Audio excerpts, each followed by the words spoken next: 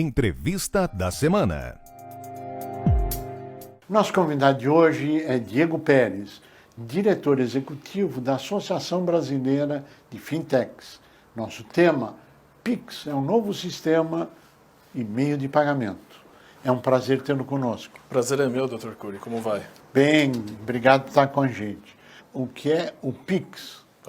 O Pix é um novo sistema de pagamentos, que foi apresentado pelo Banco Central dentro de uma agenda de inovação. O Banco Central ele busca promover a competição no sistema financeiro nacional para que as fintechs, que são as empresas que atuam no mercado financeiro com o uso de tecnologia, possam também buscar apresentar o seu produto, para os seus serviços, para a população como um todo. O que muda? O que muda na essência, na vida das pessoas que estão participando com a gente? O que muda é que agora as pessoas elas vão ter uma nova oportunidade, um novo mecanismo de pagamento, sem precisar estar conectado, por exemplo, a uma maquininha. Você pode transacionar pagamentos simplesmente com o seu celular, transmitindo valores entre pessoas ou entre pessoas e estabelecimentos. E tudo isso feito na hora. Na verdade, existe um conflito aberto entre o sistema atual, cartão de crédito, TEDs e assim por diante, com o Pix. Ou é uma avaliação errada isso? Eu diria que é uma nova modalidade. Vai ser um novo formato que vai coexistir também com o cartão, também com as formas tradicionais de transferência de dinheiro. Porém, por ele ser instantâneo, o recebedor recebe na hora, provavelmente ele tende a migrar para esse sistema porque ele vai buscar o mecanismo que disponibiliza o recurso para ele o mais rápido possível. Então, quando você utiliza meios tradicionais, por exemplo, um DOC, ele demora 24 horas. Bandeiras de cartão de crédito, por exemplo, podem levar de 2 a 30 dias. No Pix serão alguns segundos, independente do horário, independente se for um dia útil ou não. Então, a gente imagina que vai permitir com que esses pequenos estabelecimentos tenham uma forma de trabalhar melhor o recurso que eles têm para receber nas transações. Qual o custo disso? O custo é baixíssimo. O que foi anunciado pelo Banco Central é que é menos de 1 centavo por transação. É 1 centavo a cada 10 transações. Então, assim, a partir do momento em que você reduz o custo operacional disso, você acaba fomentando a competição, trazendo novos players, novos jogadores para esse jogo. É 1 centavo contra quanto que ele está pagando hoje?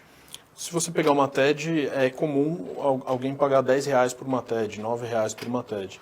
Então, de R$9 para 1 centavo para cada 10 transações, tem bastante espaço aí para esses novos competidores terem uma margem de lucratividade. A pergunta é se 1 centavo é o custo do agente financeiro, ou do meio de pagamento, ou enfim, ou é o preço que será cobrado do usuário? Esse é o custo que será transferido para todas as transações.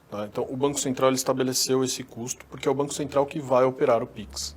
Mas o Pix é um sistema aberto, onde qualquer entidade que cumpra os requisitos vai poder se conectar.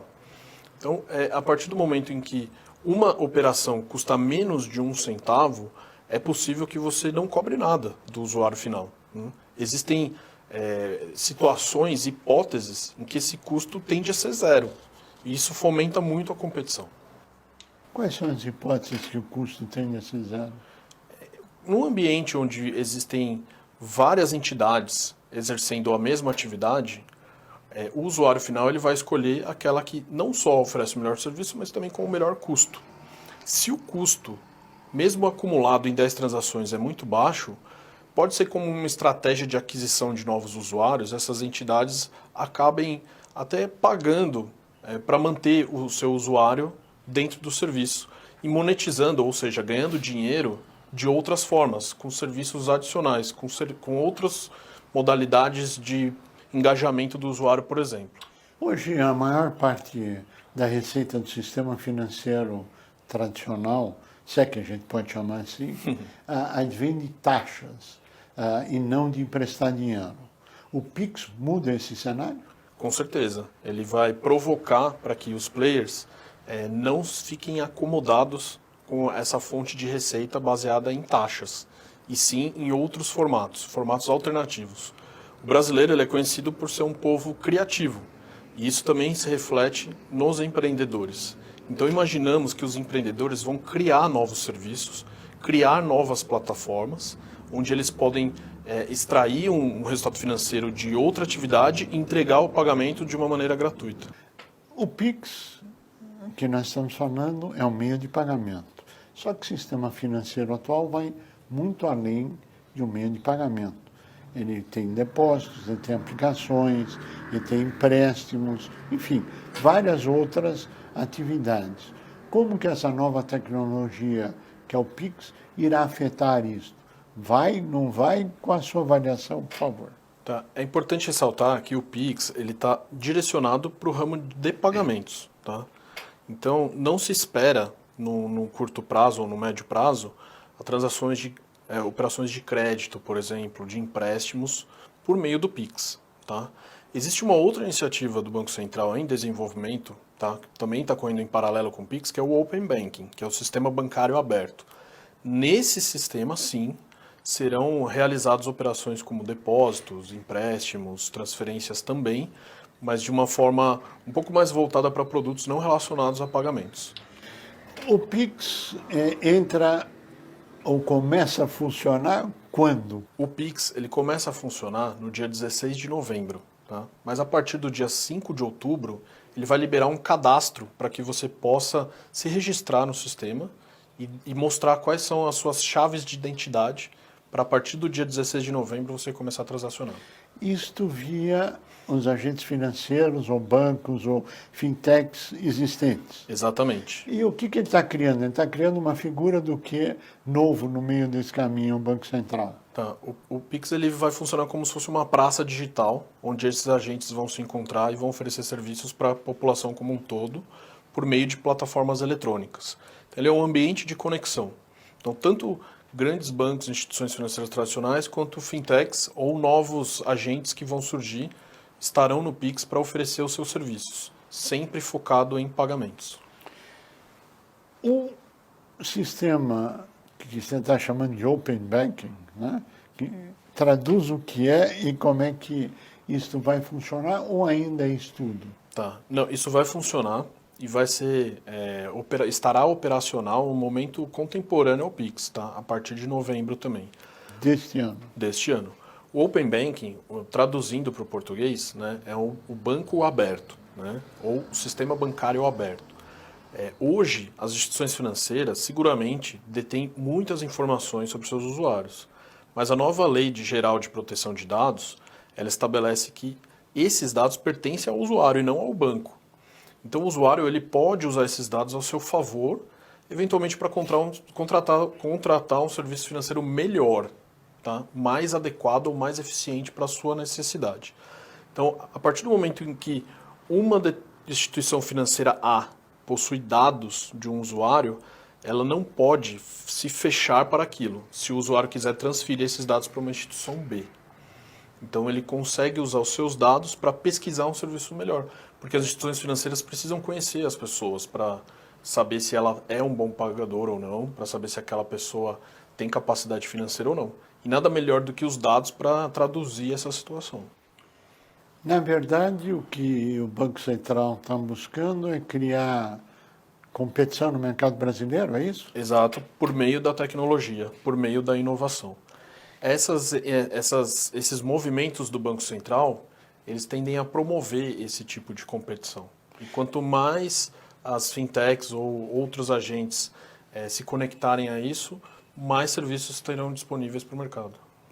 E como é que isso reverte ao consumidor, às empresas, ao cidadão? Com certeza isso vai reverter em custos, né, mais baixos. Por que isso? Quando você tem um mercado competitivo, né, os melhores se destacam e os usuários buscam também serviços que sejam um pouco mais alcançáveis para a sua capacidade financeira. Ou seja, se você tem uma promoção, uma diversidade de produtos financeiros, você tem a opção de escolher aquele que melhor se adequa para a sua necessidade. seja para uma necessidade pontual, como uma emergência, ou seja uma necessidade de dia a dia, como um custo mais barato. Para você ser uma fintech, você precisa ter um acordo com o banco oficial, ou seja, um dos poucos existentes, que será o depositário do dinheiro que está na fintech. Estou correto? Sim, sim. E como é que vai existir essa concorrência se existe a dependência de um banco depositário, que será Claro. os tradicionais, com a nova tecnologia acoplada? É importante... Que pergunta que vale 100 milhões de dólares. Exato, exato. É importante ressaltar que o sistema financeiro, né, o mercado financeiro como um todo, ele é regulado, né, e existem regras que precisam ser cumpridas. Porque mexer com o dinheiro das pessoas comum é algo sensível. Né? Trabalhar com o dinheiro das pessoas é algo que pode prejudicar se algo der errado. Então, regras precisam ser observadas. Porém, os regulamentos que criam, né, essas restrições, eles precisam se adequar com o passar do tempo. Né? O Banco Central já assimilou que alguns serviços não precisam de uma autorização específica para que você possa operar ou não um serviço financeiro.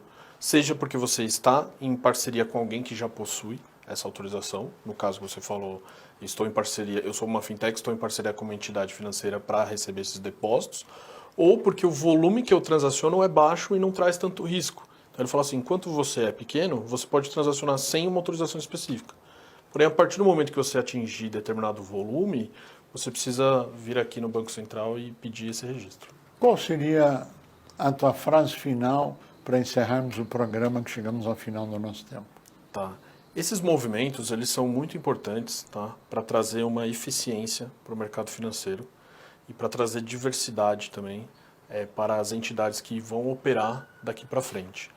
Com a promoção da tecnologia, né, o uso da tecnologia e a competição, você tende a criar produtos melhores, produtos mais adequados, produtos mais eficientes, né, que se adaptaram às novas realidades, né, principalmente nesse mundo de inovação constante e digitalização.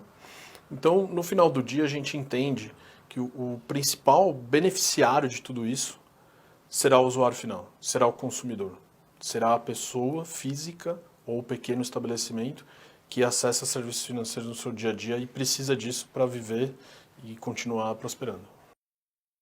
Diego Pérez, nós agradecemos muito a sua participação. Acho que as fintechs têm um desafio gigantesco aí pela frente. Desejamos sucesso, que haja redução de custo para a sociedade como um todo e todos possam usar a tecnologia para o bem e que só tenha ganhadores e não perdedores. Tanto o sistema financeiro, como fintechs, como as plataformas e a sociedade civil como um todo. Obrigado pela sua participação. Muito obrigado. A você que esteve conosco, nosso mais profundo agradecimento, com a certeza que estaremos juntos na semana que vem. Até lá!